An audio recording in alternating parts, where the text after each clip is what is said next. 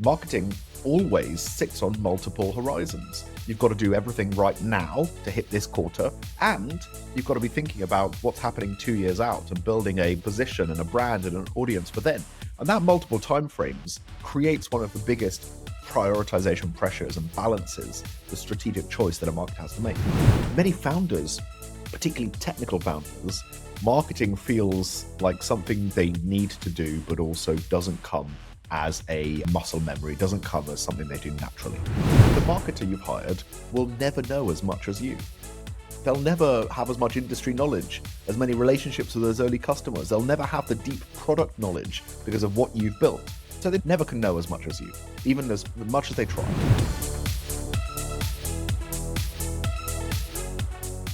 In today's episode, we're going to talk about hiring your first marketing person and building a winning founder-marketer relationship. We're going to discuss a topic with a familiar voice as Andrew Davis is joining me again.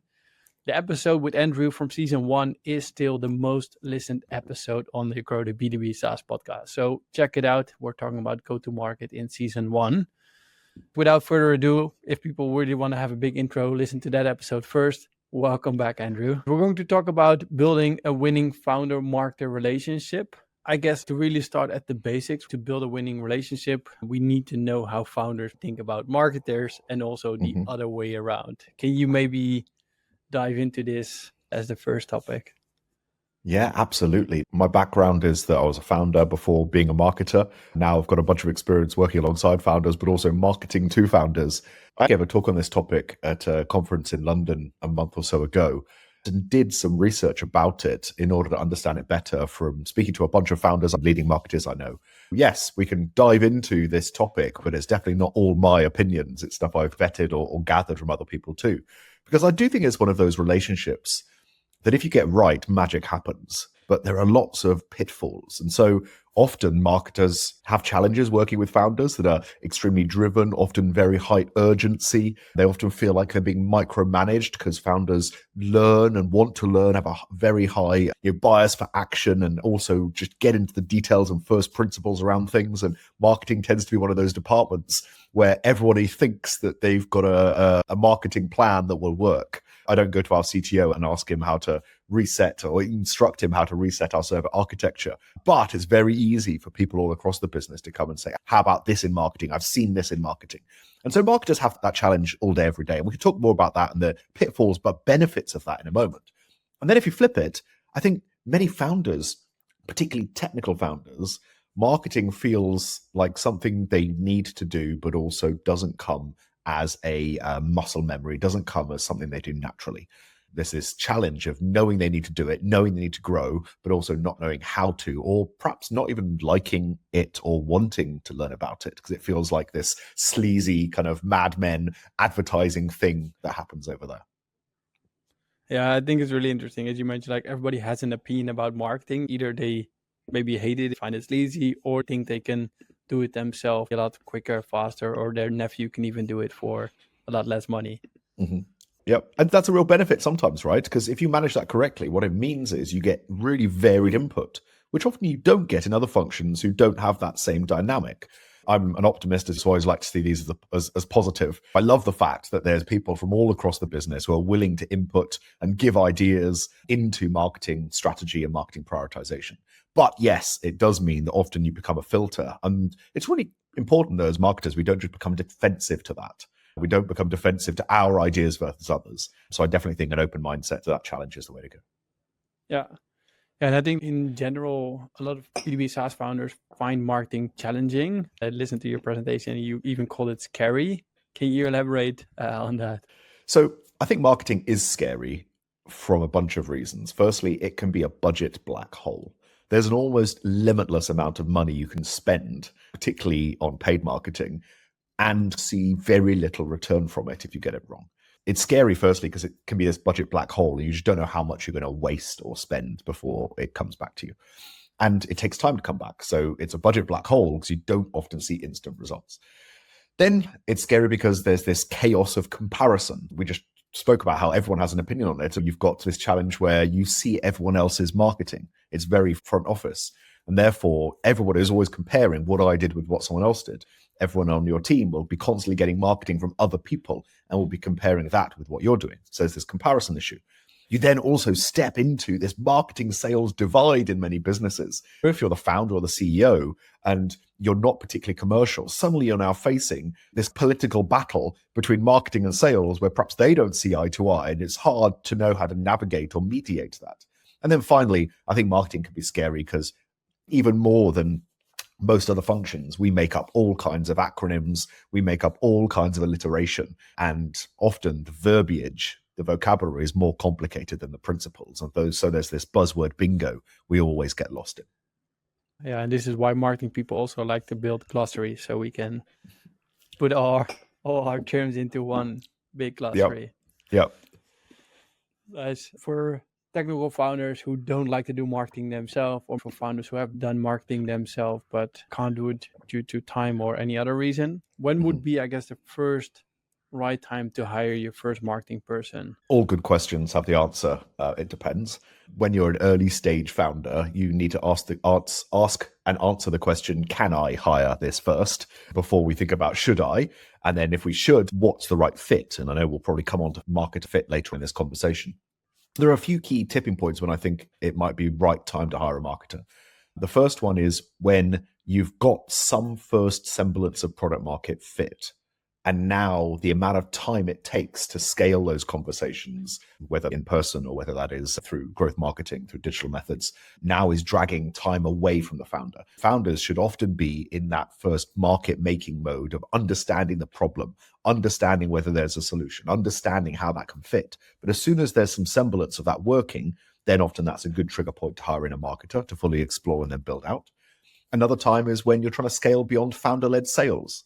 If you're in a business where the founder is closing all the deals and you want to scale beyond that, then that's often a trigger point for investing in a marketing function that can help you do that. There are some other trigger points as well. Often if you just raised a round and there's the burden of growth on you, that can become the trigger point for going and hiring the first marketer, because although you might have wanted to have done it beforehand, you just might not have had the capacity. So those are a few reasons why you might pull the trigger on that first hire. Yeah, that comes back to what you said at the beginning. Can I hire a person instead of should I? So then you would have the money, you would have the problems you're running into. Let's say people are running into the challenges you mentioned and they're going to hire their first marketing person. How should founders and maybe even marketers prepare themselves when they're their first hire to get this winning relationship between founders and marketers? I think great relationships are built off empathy. If we look at this from both sides of the fence, as a marketer, looking at that founder, yes, maybe they have 100 ideas a day, or maybe they blow hot and cold and suddenly don't talk to you for weeks because they're focused on something else.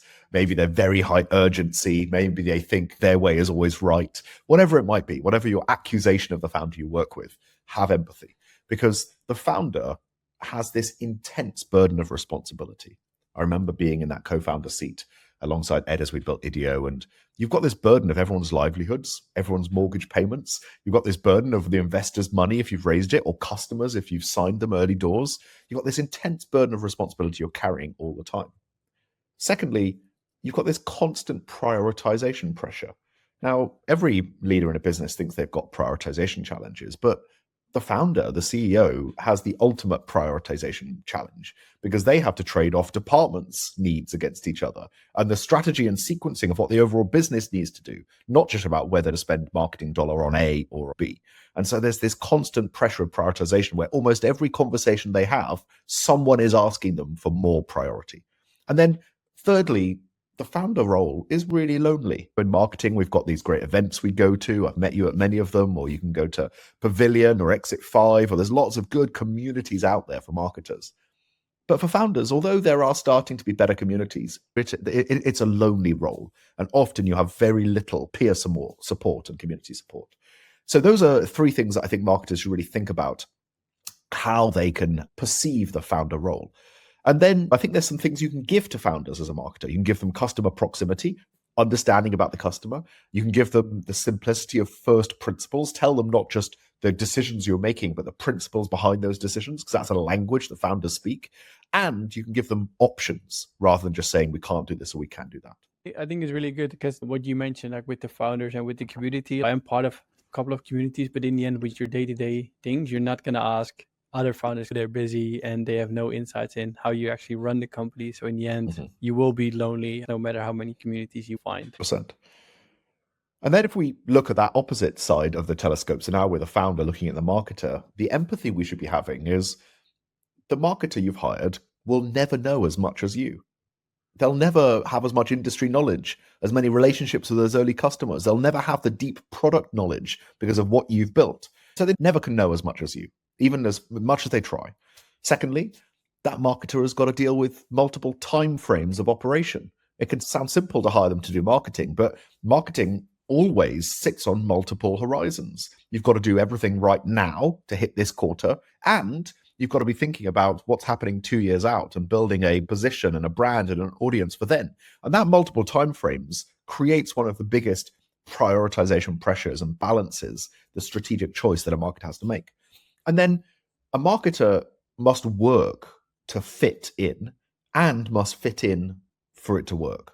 What I mean by that is that the right marketer, but in the wrong company and in the wrong fit company will never work out. And we'll talk about fit in a moment. You've got to really have empathy for marketers who are in that situation where they might be fantastic. You might have hired a great person and a great skill set, but they're just not right for your go-to-market or your stage. So what you as a founder can give them is, again, you can give them customer proximity. You probably have more customer relationships than them. You might be doing more customer conversations than them. So how can you give that to the marketer? How can you bring them into those conversations? How can you give them that insight, give them those relationships? Secondly, a common challenge the marketers find of founders is them blowing hot and cold, being very intense and micromanaging everything and then disappearing and focusing on a fundraise or a big customer or something else. So how can you give that marketer consistency? How can you give them regular input? And then the third thing is you can give them budget and time.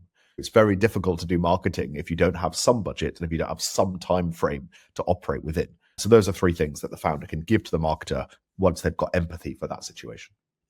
Yeah, and as you mentioned, it all starts with empathy. You have to really understand what the other person is going to do for you, and you're working together. You're building this relationship, this winning relationship we're going to talk about. I guess if we turn the table a little bit, these are the best practices or a bit best practice. What are some common mistakes happening when companies or founders are hiring their first marketer?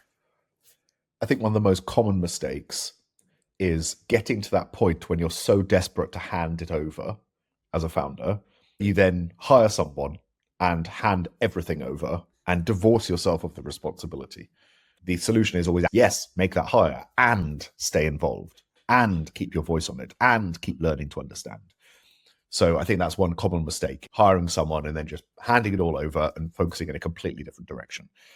Interlinked with that is the common challenge of hiring too senior. Now, if you've got the capital to go and hire someone who's very experienced, it doesn't mean it's the right thing to do. Often I see people hire people who look like what they want to look like in the future, but they're not hiring for the fit they're in right now. And it's a very special type of person who has already done a journey with a startup and has got that successful outcome of growth, but now wants to start back at the very hard yards and early again. So I think often people actually hire too senior. They hire someone who now wants to work in PowerPoint rather than wants to work inside your core marketing systems. So those are two common problems. I think the third one is thinking about this process of transitioning marketing strategy, transitioning marketing ownership to a new person has to be really handled with care. Often it's set it and forget it, dump on an onboarding email to the marketer and then let them have a go. And that, I believe, is a real mistake. And thinking about how you're going to surround that marketer with the things they need to be successful is important. The mistake is often overlooking that and not thinking about peer community for them, not connecting them with 2 or 3 people in your network where they can really learn about what you want them to learn about, or not employing a fractional coach or someone else to help support them through that first year so that you've got something more than just a single person hired. Yeah, because it's a relationship and you need to help this person to become successful. I think what you mentioned there as well, like hiring too senior, it's hard if, I don't know how you see it, but if people or if somebody grew into another company really high, then indeed they're working PowerPoint and they work in all this strategy. And now for the first marketer, they just have to do the work, right? As in they would have to actually do maybe the things they didn't enjoy that much anymore in their previous job. That's a hard balance, right? And you've got to find people for early stage startups that want to get their hands dirty. Yeah. It also is a balance based on how long you've got on till your next inflection point and how much capital you've got to spend. How many mistakes can you make along the journey? Because there are some instances where hiring more senior can work out if you've also got the infrastructure, team support, or capital to make that work fast. I think the challenge becomes where everyone's bought into this fast growth mission and vision, but there isn't the capital to achieve that. So that person, as a pretty senior experienced hire in the mix, just becomes stranded. They can't get it from 0 to 1. Yeah, and here I guess the question you said, can I hire the person I need, or can I do this? If you are hiring senior, can you also hire, I guess the next thing, do you have budget? Can I actually get them to the point you want them to be? Yep. Are you struggling to find people and companies which have access to your ideal customer profile? At Redditors, we just launched a second side of the marketplace, which allows you to search, filter, and contact B2B SaaS affiliates which have access to the audience you're looking for. We do this by leveraging first-party data sources. Want to learn more? Go to getredditors.com. If we're gonna take a step back in memory lane, go to market, like how does the go-to-market motion a SaaS company has into play when looking at the founder-marketing relationship and hiring the type of marketer? This question of fit is the biggest challenge we all face when it comes to hiring early stage companies, hiring marketers. Firstly, we've got to think about the mode of operation you're in. Are you in a high competition market, or is it a new category? Are you in a high consideration purchase, or is it something that people buy quickly? Because all of those have different ways of marketing. If we think about the winning by design framework, you can map your ACV of your product on one side with the number of clients you've got to win per annum on the vertical axis. What you find is in low annual contract value, high number of customer environments, you've got to lead with self-serve and a product-led approach. And then as the annual contract value goes up and you need less per year, it's probably more inside sales motion, maybe a one stage close straight into a rep and then closed, or a 2-stage close where it's a BDR and then into a rep. And then as you move up, perhaps beyond 50, 60K ACV, you get into the world of enterprise sales, field sales. And then as you go beyond hundreds of thousands of dollars per deal, you're into a very specific named account type marketing process. So the role of a marketing in every one of those different types of environments is different. And it's also different by stage, because actually at the super early stage, when you're sub 10 customers, pretty much regardless of whether you're closing a deal or $1 million deal, it's going to be founder-led network, founder-led outbound in most examples. And the marketer's role is to support that across the board, regardless of ACV. As you then start maturing as a business, marketing's role could be focusing on inbound if it's largely self-serve and product-led, or low end of inside sales, or it could be outbound, or it could be focused on target accounts and named accounts and supporting the sales reps. So the mode of a marketer changes dramatically based on the type of business you're in. Yeah. For people who don't know winning by design or product-led growth, I had Wes Bush, who basically talks about product-led growth all the time. I had Jacob van der Kooi, founder of Winning by Design. So check that out as well if you don't understand these terms or want to learn more about that. And it's a good point, because I guess like with the different ACVs you have, right, average contract value, you will need different volumes as well. Whereas in product-led growth, you need high volume because the contracts are lower, and enterprise, you might need only a couple of deals per year. So the things a marketer has to do are completely different. You might see it also on the channels you're using. You already mentioned ABM, but is there a big difference in the channels a marketer has to use based on the motion you're going to choose?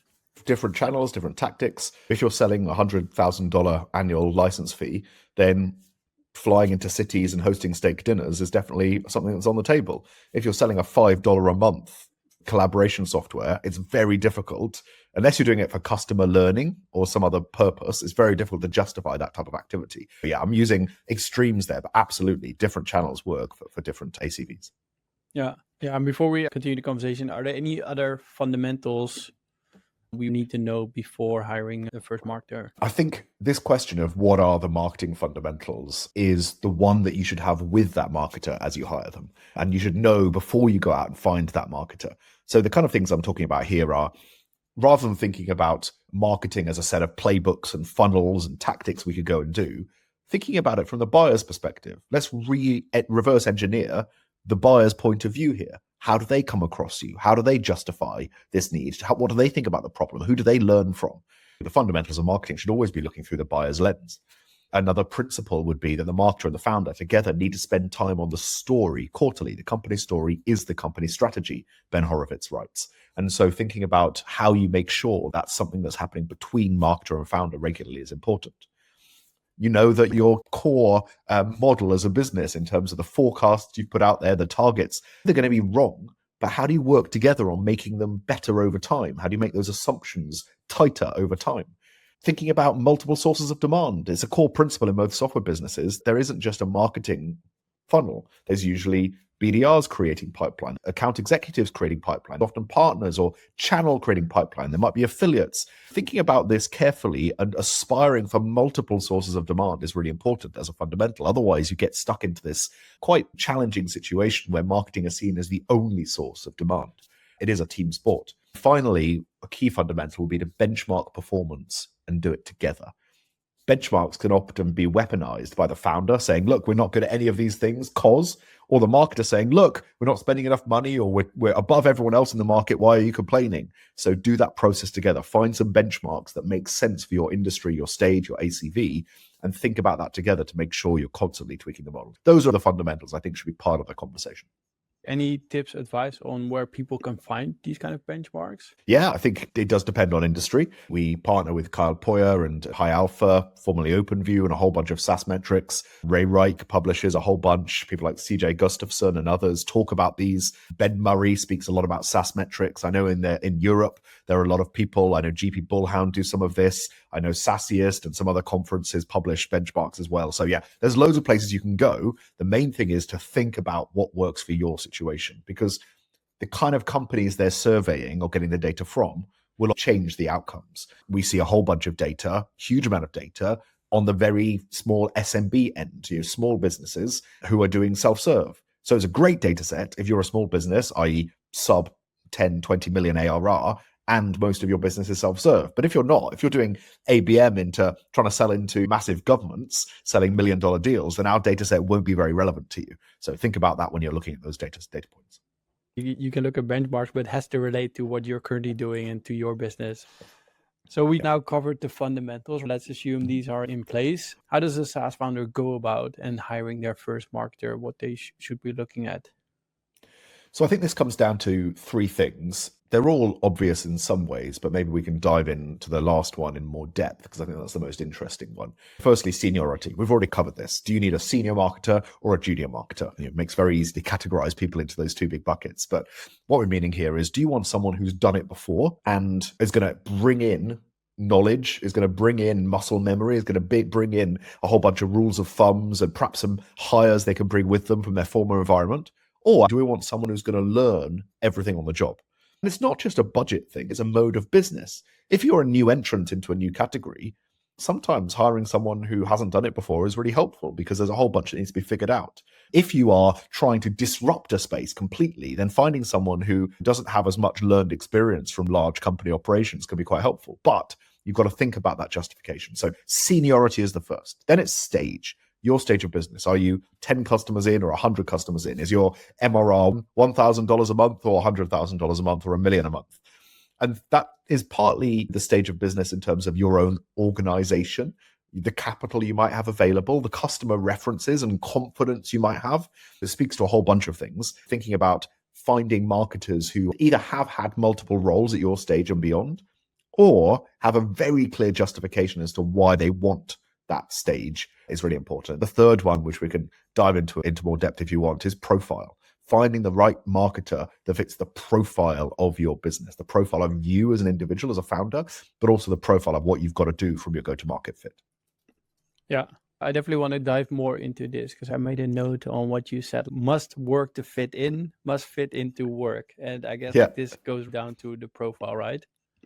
Yeah, totally. And there's a few ways you could look at this. I like Dave Kellogg's approach here. If you haven't read his Substack, then do go and read all that he writes about. He's a multiple time CMO and CEO in the software space. And he talks about marketers having profile that maps across 4 different categories. Product.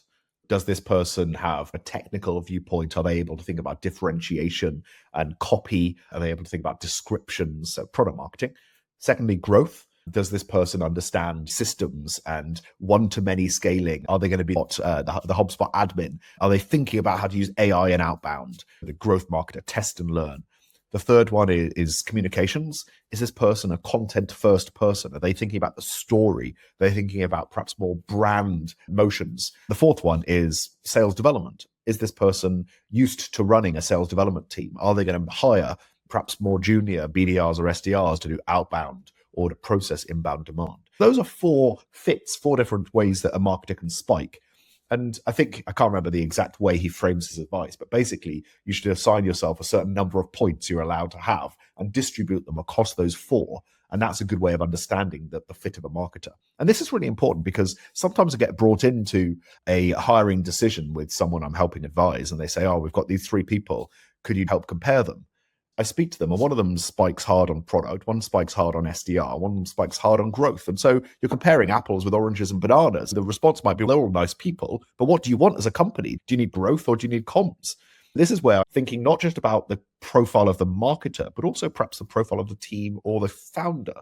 If you're a founder that spikes really hard on product and you deep everything about the product, but you're also good at explaining it and justifying it and showing how it competes with other vendors and describing it, then don't hire a marketer that spikes on product.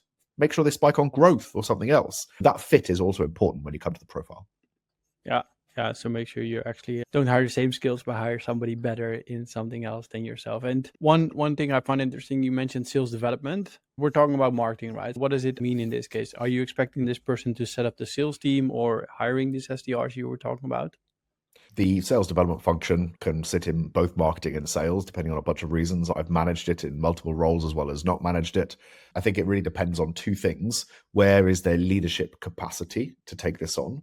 And where is there the biggest alignment challenge? If you've got a biggest alignment challenge when you hand over an opportunity into sales, then probably SDR should sit within sales.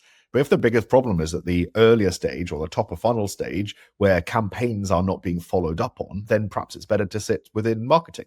And so it can sit either way. But yeah, often if you're in an early stage world where the founder is the core salesperson, the marketing hire might run those SDRs because you don't have a sales leader in yet. Yeah, makes sense. Let's assume we found the perfect profile. We hired somebody. How important is the relationship between marketing and founder? We already discussed a little bit at the beginning, and maybe even more importantly, how important is trusting each other going forward? I know you've come across this formula before, but I sometimes refer back to the trust formula. I'm not sure who came up with it. It was probably McKinsey's or someone. The formula is, for those who don't know it, trust equals credibility times reliability times intimacy divided by self-interest. When we're trying to build trust with anybody, but particularly in this environment, I think it's important to hold in mind that formula. So whether you're a marketer or a founder, as you're approaching that relationship, think about the other individual. How credible are they? How reliable are they? How intimate are they with you? So how much do you know about each other? And how self-interested are they? But this is mostly useful as a reflective mechanism, asking the other person about how they perceive you and asking yourself how you are perceived. Am I showing up as credible? Am I the one who's going and finding examples of how people can do this better? Am I coming up with ideas on how we can improve? Am I coming with confidence and data? Secondly, reliability. Am I turning up on time? Am I making sure I do what I say I'm going to do? Do I hit the targets? So I have a very strong kind of justification for when I don't hit those targets. Am I reliable? Finally, intimate. Am I building a relationship with this person, this founder or this marketer, where they know that I care about more than just the transactional relationship we have? Am I self-interested, or am I putting the interests of this business and this other person, this founder or the marketer, ahead of my own? We all have a blend of self-interest and other interests, but in most startup environments, it's so important to be collaborative. It's so important to put others' interests ahead of yours, particularly when it comes into journeys over the long run. So those are a few questions I would ask ourselves as we approach that relationship of building trust. Yeah, nice. Any best practices or examples? Because we talked about mistakes. If we turn it around, do you have any best practice examples on hiring your first marketer and to really make it like a winning relationship? Yeah, we've talked about a whole bunch of best practices on this call. One of those mistakes was not bringing in someone alongside your marketer to help support them if you don't do marketing. So I think one bit of best practice is often to think about who could be a coach. It doesn't have to be someone you're paying, but who could be someone who once a month could pick up a phone call with this marketer and with this founder and just ask how things are going. It might be someone on your board. It might be a friend who's in marketing. It might be someone you pay to come and host that call. I often think that helps people bed in the strategy and bed in the communication, but also it helps make sure you don't get into a rut of finger pointing and forgetting to do that relationship building. So that's one bit of best practice I think is really important. The other bit that I've referred to above, but I think is so key here, is making sure that the conversations between the marketer and the founder constantly come back to the fundamentals and to the first principles, rather than getting lost into an array of different tactic choices and channel choices. If you come back to why are we doing this? What does the buyer experience? How do they see the world? I think that's really important. If you're going back to first principles, going back to the fundamentals and doing that regularly, once a week, once a month, however it works in your diary, and you're honoring that time to each other, then that really helps. Because I do think that the challenges often come where you have this sense of blowing hot and cold, where people get super busy in their own silos and aren't having that regular exchange of context. Yeah, and in the end, that's super simple. You call it the fundamentals, but it's so important because at one point, otherwise you're just going into a different direction and you're not going to be aligned anymore and you end up in different silos, as you mentioned. Cool. Well, we're going to start wrapping things up a little bit. These questions are going to be familiar for yourself because these are the into the summary episodes. So when we go a bit more broader, when we're going to talk about growing and scaling a B2B SaaS, you talk to a lot of SaaS founders. What kind of advice would you give who's just starting out and growing to 10K MRR? This is true of all stages, but I do feel in the early stages that insight is more valuable than cash. That might be counterintuitive because you're so cash starved at those early stages. But if you can find out why a customer, what you're selling, how they choose to decide on it, and what kind of customer is really successful by buying it, that is insight you could almost take to the bank. You can build a company strategy. You can build a marketing strategy on it. And so focus in those early days on building insight, building a differentiated perspective, building your raison d'etre, your right to exist. If you can do that, then you can really start thinking about scale. But if you have total question marks and confusion over those fundamental questions, it's really hard. Yeah, because you mentioned the messaging within the marketing. If you know exactly why people are buying, you have all these insights. It can also help you to get your ICP, but also attract the right customers later down the line. Let's assume we pass 10K MRR. We're going to make this big step towards 10 million ARR. Okay. I think in fees, what kind of advice would you give SaaS founders here? As you're looking to scale to 10 million ARR, often the founder's time is incredibly scarce in terms of the resource within the business. And so you've got to choose where you put your time. This is the same for marketing leaders too. As things get busier and bigger, you've got to choose where you have the highest impact. And one of the pieces of advice that I was given myself and that I've given to multiple other people is to make sure a portion of your time is working on the business, not in the business. You've got to start getting outside of the business and looking back in, speaking to people who are outside, thinking about how this business as an asset grows. What are the resources you need, the leaders you need, the budgets you need? So yeah, when you're going to that scaled process of 10 million and beyond, make sure you're working on the business, not just in the business. Makes sense. And again, I know you talk to a lot of SaaS founders. So besides my questions, revenue-wise, is there any other general advice towards SaaS founders who are now on their journey, which you can share with them? I think you've got to survive long enough to succeed. Everyone wants to talk about this kind of triple double, how you can scale your business through hyper growth. And it's just not the reality for 99% of founders. And so the much more practical approach I would have is, how can we survive long enough to succeed? Because if you're learning, then making sure you make payroll, making sure you close that next customer, making sure you don't spend more than you've got in front of you is a really key part of survival that enables you to be positioned in the right market to be able to succeed later. I've been through those hard yards of actually not knowing what success looks like at many points in time, but knowing that our job was to survive through that next month or the next quarter in order to have a right to play for success later on. So wherever you are right now listening to this, if there's loads of challenges facing you, survive long enough to succeed.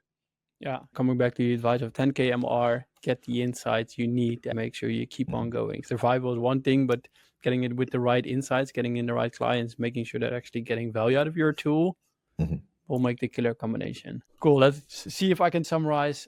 So When you're looking to hire your first marketing person, be aware that marketing can be scary, can be a black hole, takes time to earn money back. You can burn a lot of money, and everybody will have an opinion about marketing. But only hire when you have some kind of product market fit, understanding problems, skill beyond your founder-led sales, or maybe after raising a round. Build a winning relationship, so have empathy for the founder and for the marketer, so the other way around as well. And it must work to fit in, must fit into work. Keep that in mind when hiring. I guess common mistakes, handing everything over at once or hiring too senior right away and not helping them to connect with the right people. Check your go-to-market motion, different marketing needs per motion and stage. Always start with founder-led at the beginning. Fundamentals, reverse engineer the buying cycle, find benchmark for your industry. And when hiring, keep in mind seniority, stage of the business, profile. Then check out product growth, communication, and sales development. Company-wise, check what qualities are needed.